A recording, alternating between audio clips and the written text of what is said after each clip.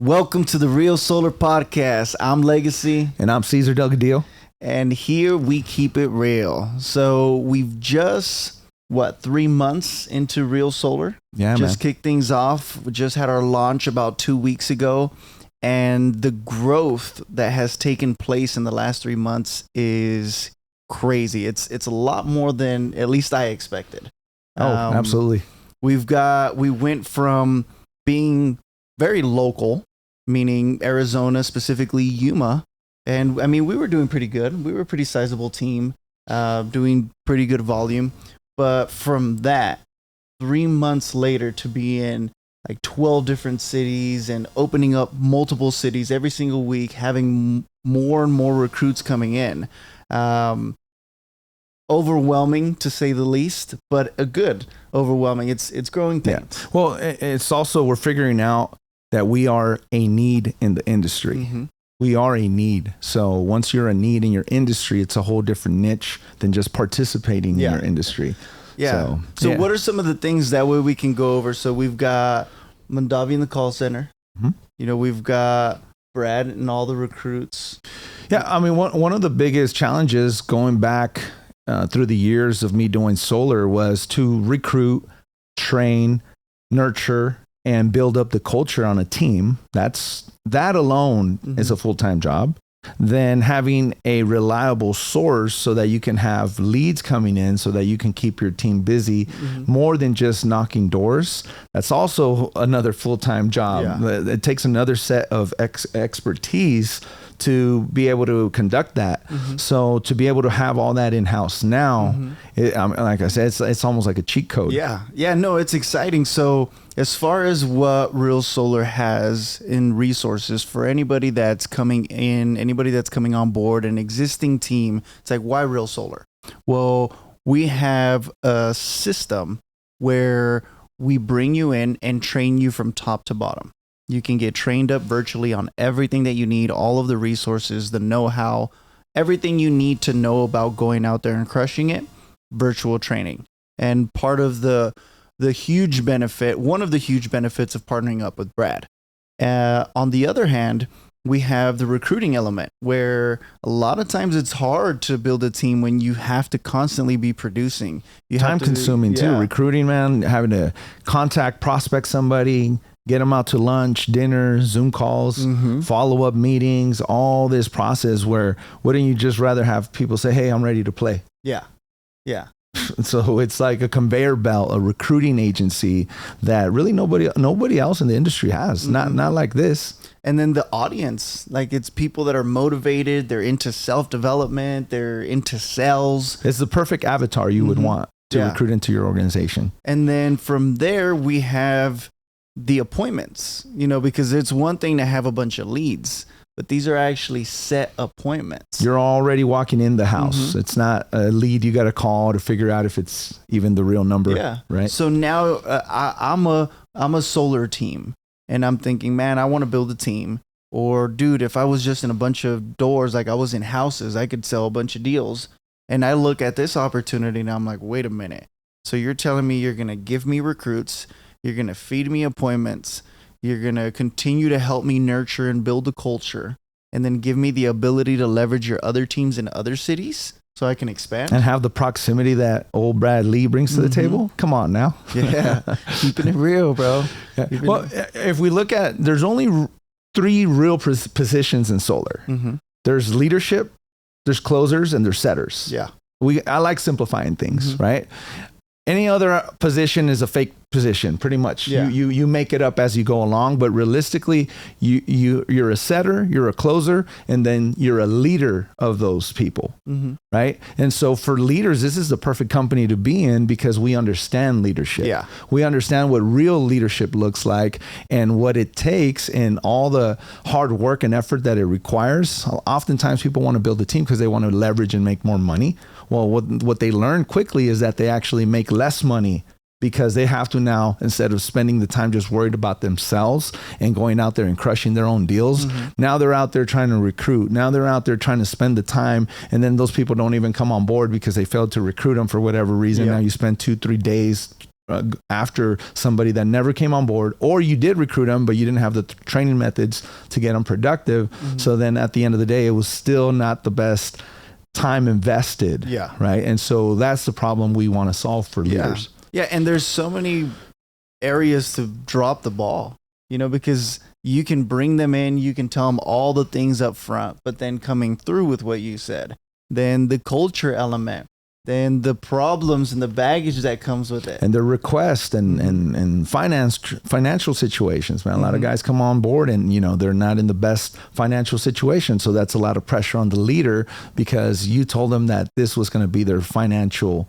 future, and that they were not going to have to worry about money if they work with you. But then all of a sudden they're 2 weeks in the game, and then they're talking about where's my advances because I need to pay rent, I need to pay that. And so it's like it's a lot for a leader to take on their shoulders. That's why you don't see a lot of organizations out there that have hundreds or thousands of people, because like the network marketing organizations that have I have 10,000 reps nationwide, whatever, right? But in solar you don't hear that as much because it's just a different beast, right? And typically what you do see is for those that do have teams is 3-5 people on their team, maybe 10, and then it kind of gets overwhelming to deal with it and more people outside of that. So that's what we want to help encourage people, teach people, support people that you can have a big organization. It just has to be structured the right way, have the right leadership, delegate the right things. And then most importantly, you got to have the buy-in. The team has to have that vision. And then when we all have that vision together, then we can win, man. But if it's 1% doubt and you're out, I hate having those conversations where I got to resell you on the shit I already sold you on, dog. Like, let's get it. Like, you already know this is the deal. Be patient with it. Nothing happens overnight, right? We know that we're going to have to put in work, but you got to see the end result. You got to already see, like, I think the easy thing for you and I believe it's easy for us to go in the future and see where we're headed. So even when things are tough in the present, dude, I still keep a smile on my face. 100%. Come on now. Like, you're alive, dude. You're already winning. We're all winners for being here today. Let's keep the winning streak going and not get caught up on the little things. And right? I think that's the big difference too with leadership. There you can be one of two people. You can be the one that has problems presented to you and then you hand over the baton, or you can be the person that those problems come to you and they stop there because you found solutions. You were able to paint the picture for your people. Because again, people need direction. People need guidance. They need to have that feeling of support, like, okay, I can come to this person with whatever, and that person's going to help me resolve these issues. Well, I think it's the ability of being able to look at the entire chessboard, not just at that one move your opponent made. And I think a lot of people just react to what happens is like, this and this is going on. There's one move and they're just hyperly focused on that one move instead of zooming out and looking at the entire chessboard, because now you don't have to react to that specific move. If there's another move in the chessboard that you can position, now they're going to have to alter their game, and all of a sudden that move is no longer a threat. It was only a threat because you were so hyperly focused on it. But when you look at the big picture and realize the whole entire game that you have to play with, I haven't come across an issue that a rep has brought up since we've been the Real Solar that we haven't either figured out or we're working on making it better. Like there's always just a solution involved with everything. Right. And as long as a leader, you have to have that mentality because you are the problem solver. Right. Yeah. And it's just your perspective on problems. Like I always have fun with it. I look at it like a game. I like riddles. So when a problem comes to me, I'm like, okay, where's the solution here? Like, how can I solve it? What is the most clever way to get around this, or the most efficient, or the best way so everyone feels like they won? That way, it's not like, oh, we screwed this person over to get that done, but then we're good. No, and I'm not going to lie. I'm not a fan of riddles because it's not like my favorite thing. Like I lack patience when it comes to puzzles, riddles, and guess this. It's like, just tell me, I don't have time, right? But in business, it is what it is. You got to be patient. You got to have the time and you got to solve it. No one else is going to solve it for you. You can't just keep calling somebody to try to fix your problems. At one point, it's it's like you got to say, what space do I got to make sure that this is my job, this is my area as a leader, right? And I keep referring back to leadership because again, there's only really 3 positions: leadership, setters, and closers. And if you're a setter, you can develop yourself into a leader. If you're a closer, and as a closer, sometimes because we close a lot of deals, we have we're good at our job. Basically, we're good at our salespeople, right? You can go around the country and there's people that are really good at what they do, and you never hear about it. But salespeople, they like to let it be known. Like if they're good, they want to let you know, and they think sometimes that's enough to earn the title, the position. No, you got to create the influence. You got to create your own buzz before. You got to have the activity and the results before you get the title. Don't ask for the title and then want to go out and produce. It's like, man, if I get this title, I'll tell you what, I'll go kill it. It's like, well, just kill it and the title is irrelevant. You'll get the title by default. Yeah. You know what I mean? Yeah. But like yesterday I was talking to your brother and I was telling him about, specific positions. It's like, it's going to be apparent that position is already filled. Like, it's not going to be like, okay, we're going to give you this title and now these responsibilities are yours. That person already took on all of those responsibilities, is already doing that. Yeah. And now he assumes that title. If you're a leader as a parent, like you don't have to ask me who's the leader of the wolf pack. Yeah. You know what I mean? Yeah. Like it's going to be a parent. Who's leading the troops as a parent. You can't just say, give me the title so then I can make it apparent. No, because what happens is, and I've seen it 9 out of 10 times, if the title comes before, right? Because they want to bring their experience, their resume from before. And it's like, hey, this is who I am. This is what I do. Ask about me, right? Yeah. I deserve this title. I deserve this. It's a tough standpoint to start off a relationship with, because now you're putting the pressure on yourself versus saying, dude, just give me an opportunity, plug me in, show me where the top of this company looks like and what I have to do to get there, and watch me do it. Yeah.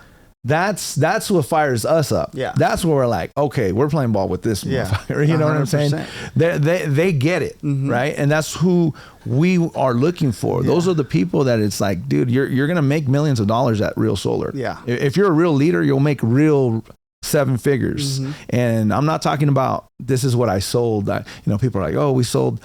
Quit talking about what the number you sold. It doesn't matter. What did you get paid? That's what really matters, right? So many numbers get thrown out there, like we sold $1 billion of this, $1 billion of that. It's like, dude, how much did you take home? Yeah. Dude, let's not beat around the bush. 7 figures is a realistic number to take home at Real Solar.